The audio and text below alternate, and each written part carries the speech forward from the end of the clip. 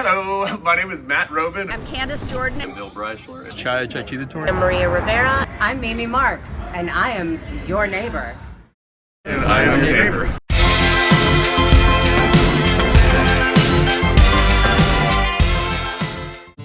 One part history, one part architecture, and one part night riding equals Loyola professor Timothy Gilfoyle's annual midnight bike ride. From 9 p.m. to 6 a.m. the next morning, Loyola students, teachers, alumni, and friends follow this urban planning buff across the city, spanning the neighborhoods between Rogers Park and Chinatown. This almost 30-year-old event introduces riders to major themes in American history by visiting historic sites in Chicago by bicycle.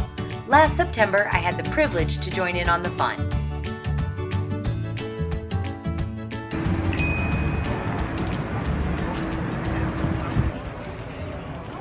This is my new friend, Chaya. How's it going? All right, so why are you on the midnight bike ride?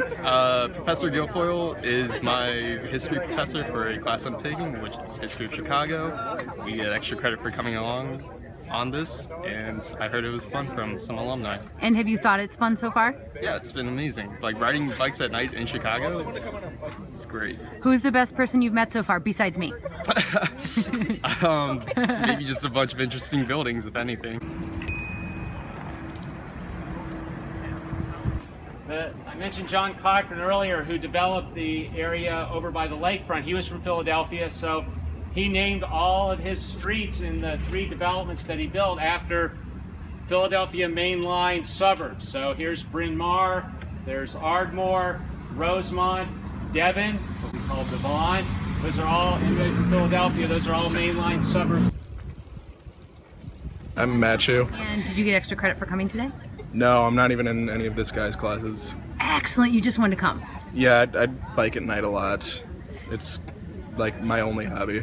And do you bike alone or with a posse? Normally with a group, so we're gonna shamelessly plug Loyola Bike Rats. And one of the reasons this area developed as an entertainment district was that there was a local statute when Northwestern was constructed in the mid-19th century that had a 4-mile radius around it that prohibited the sale of any alcohol. And it ended at Devon. And so this would have been if you lived in Evanston, the southernmost point that you could get to if you wanted to drink alcohol. And so this developed as an uptown entertainment district in the 1920s. Norris, why are you on the midnight bike ride? I am a student of Mr. Gilfoyle, and we get extra credit for going on the bike ride, so I decided to try it out. Sweet. Have you learned anything yet? Yeah, I didn't know Uptown was such like a cool place. I think we'll like to see it in its heyday. Wrigley Field, and all this complex right here, this building, this park, is entirely new. Originally, there was a streetcar going just to the west of a rail line, I should say, a street rail line. It wasn't really a streetcar, going just to the west of Alta Vista Terrace that would have come right through the space right beside Wrigley Field in the early part of the 20th century. That's all vanished. So this was largely a parking lot for several decades. And then when the Ricketts family bought the Cubs, they decided to become urban planners.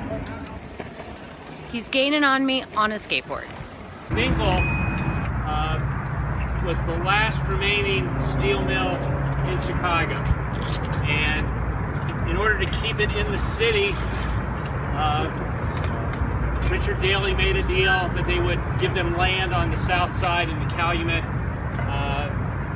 Lake region rather than having the factory move to Quebec, which they were threatening to do. Why are you on the midnight bike ride? I like biking, and it was a good opportunity to go with some friends. And what's been the coolest thing you've seen so far? I haven't really ventured like that deep into like some of the neighborhoods, so it's just cool seeing like some of the architecture and stuff there.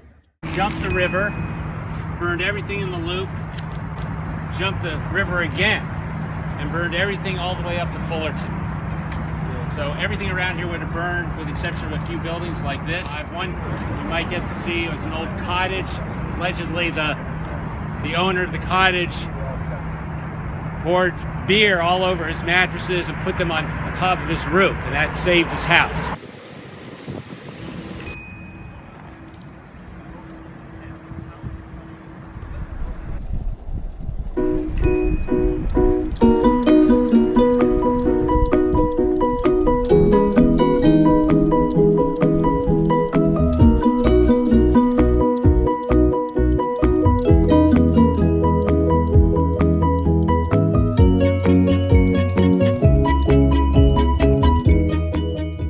Next time on I Am Your Neighbor, meet makeup artist and photographer Jamie Roscoe, who shows us how to keep some major face with creativity.